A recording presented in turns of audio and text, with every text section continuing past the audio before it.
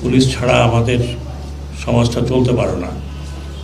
আপনারা এখন দেখছেন, আমি প্রতিদিন খবর পাচ্ছি যে অমুক জায়গায় এটা আছে, স্যার আমার বাড়ি লুট হচ্ছে।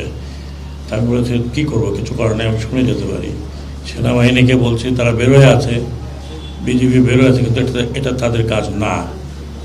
পুলিশের যে কাজ সেটা সেনাবাহিনী করতে পারে না, তবুও তারা করছে। তারপরেও তারাও অ্যাটাকে সামিল হচ্ছে। আপনারা দেখেছেন গতকালকে গোপালগঞ্জে এটা হয়েছে।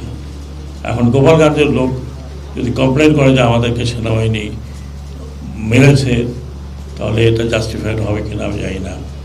আমাদের দেশের এই সমস্ত ঘটনা আমি যদি এক কথায় বলি, আপনারা আমার কথা অনেক শুনেছেন গত 15 বছর, তারও আগে 20 বছর, ইলেকশন কমিশন থাকতে আরও 5 বছর শুনেছেন। একটা রাষ্ট্র এভাবে চলে না, একটা রাষ্ট্রের পলিটিক্স এটা হয় না।